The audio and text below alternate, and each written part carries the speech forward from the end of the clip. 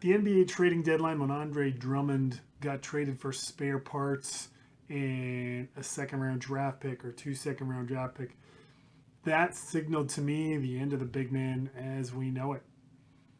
This is episode 4 of the Royal City Hoops podcast. I'm Billy, B-Train. I think I'll figure out which one I'm going to go with probably on the next one. That trade to me showed the shift in how basketball is being played and how it's going to be played going forward.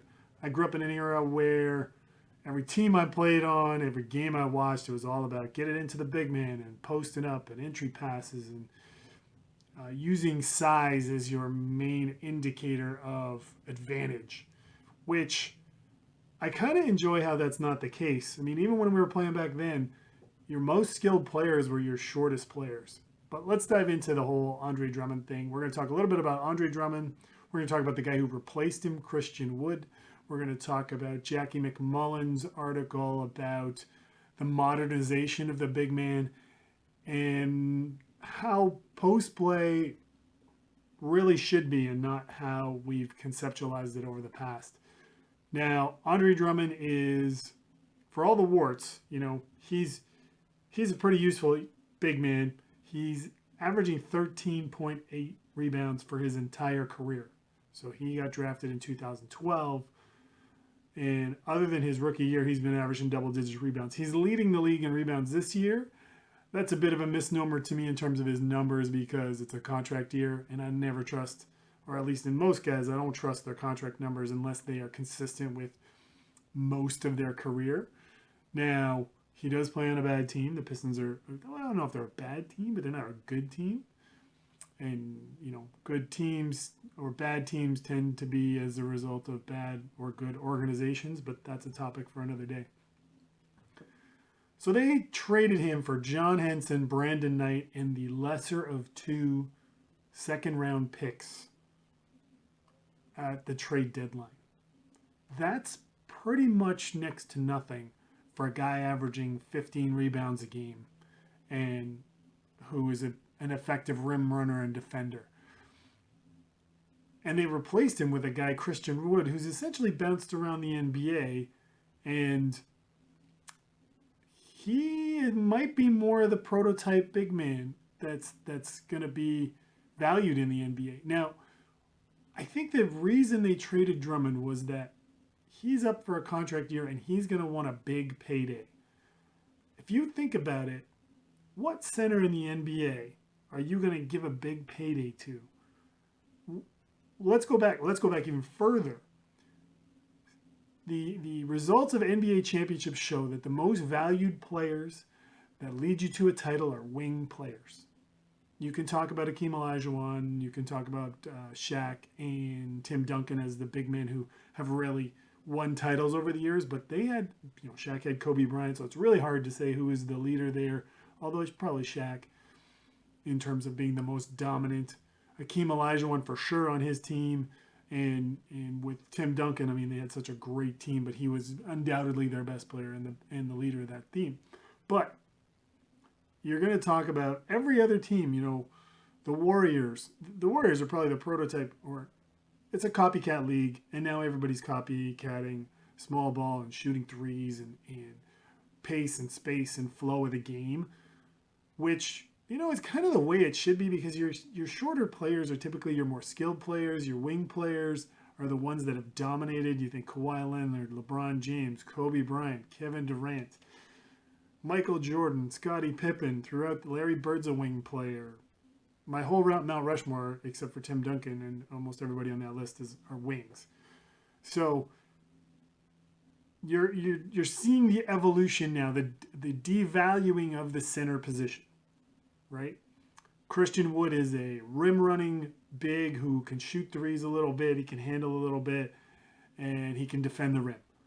And he's way cheaper. Are you going to spend $25 million or $30 million on a center that isn't going to be your best player? If you look at what history shows you, unless you have a once-in-a-lifetime big who is unbelievable, it's not going to lead you to a championship. As great as Joel Embiid is, he has his flaws. He's not always healthy. It's hard to play with a big man because the game isn't played that way. And we're moving more towards wings. Now, we're not going Houston Rockets style where it's like no post players and none of that's going to happen. So this is going to be a bit of a jumble. I'm going to bounce all over the place because I'm trying to get this done before I got to be somewhere else. But post play isn't what people think it is. Now, growing up, we were always taught to feed it to the post because that's where you had your advantage. But being good at post play, like scoring in the post, not everybody's good at it. It takes footwork, it takes touch, it takes timing, it takes a little bit of ball handling.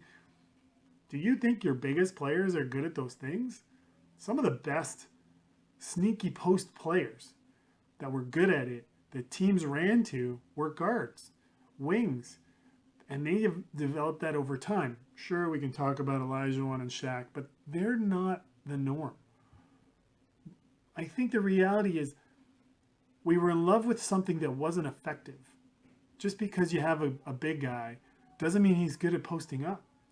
I think the numbers bear that out. Now, when you have a guy who's good at posting up, 100% that's an advantage. You're going to go to that guy because you're going to create double teams. But I think the myth is that, oh, this guy's good at posting up because he's tall and it's an advantage and we should go to it. Who are the best post scorers that you've seen? I mean, Kobe Bryant, Michael Jordan, LeBron operating at the elbow. Paul Pierce is a great post player. Paul George right now, Kawhi Leonard, all those guys can get you a bucket in the post.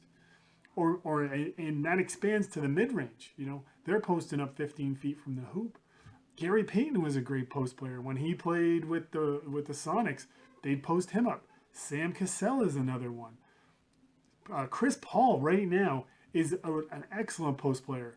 He gets it down low. He's got a variety of moves to get his shot off. It's just not what people think it is.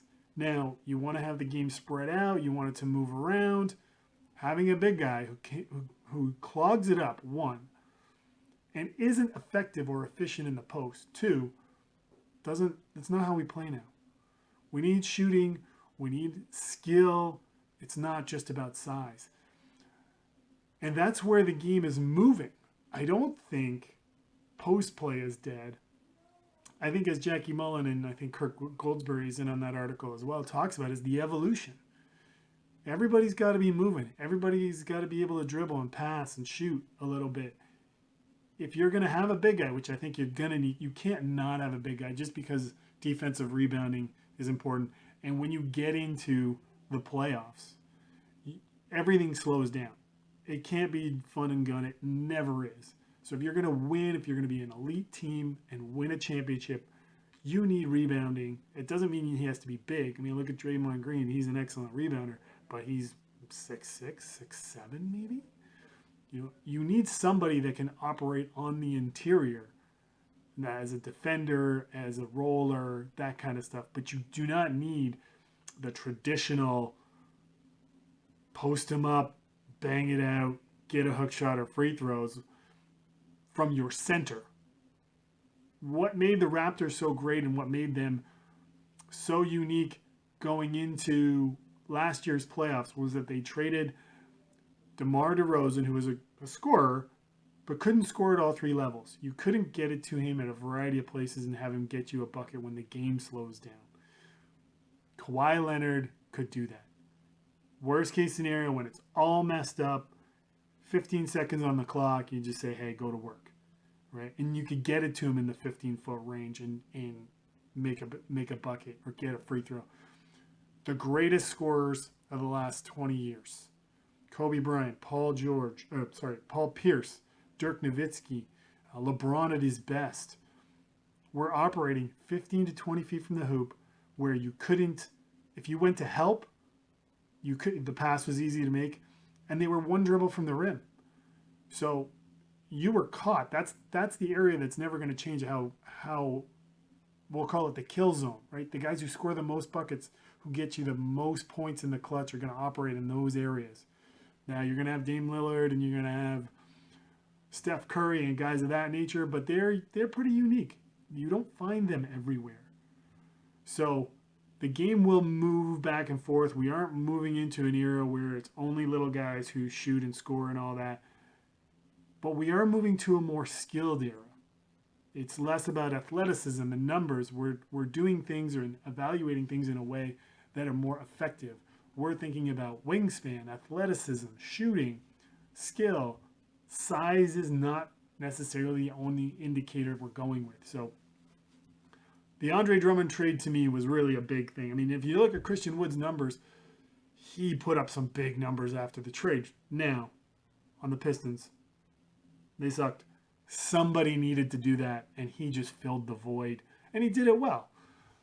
But I think that trade, that little scenario, taking out Andre Drummond, crazy numbers for a big guy that we have grown, like in my generation, think that's how it's played. He's valuable, to switching that for Christian Wood, who really fits more how the game is played now. It's a no-brainer, and I think we're going to see a ton of that going forward. I don't think post play is dead. I think you have to have a guy who's good at post play for it to work. You can't just say, "Oh, you're tall. You can shoot. We're going to post you up." No, it's a totally different animal than anything else. And we're going to see more wing guys being able to post up than we are centers. Or we're going to see the size factor. I think Kevin Durant is a guy who's going to be a great example going forward, who, coming off the Achilles, that takes away from your athleticism, but he's got so much size and shooting touch that I think he can morph a little bit more into what Dirk used to do with those 1-footers and operating in that elbow, that it won't affect. It might make him, I don't know, maybe more deadly as a player because he can operate in that. I mean, how many buckets did Dirk score? How many chips did he? He won one chip, and he was the go-to guy, and Dallas built around him. And I think Kevin Durant his game can evolve over time, because you can't teach height, you can't teach shooting, and he's got both of those. So, I mean, Jared Allen on the Nets is a perfect example of what, your modern day big man might be. So that's what I got for today. Like if you like, comment if you got something to say, subscribe at your own risk, and thanks for listening.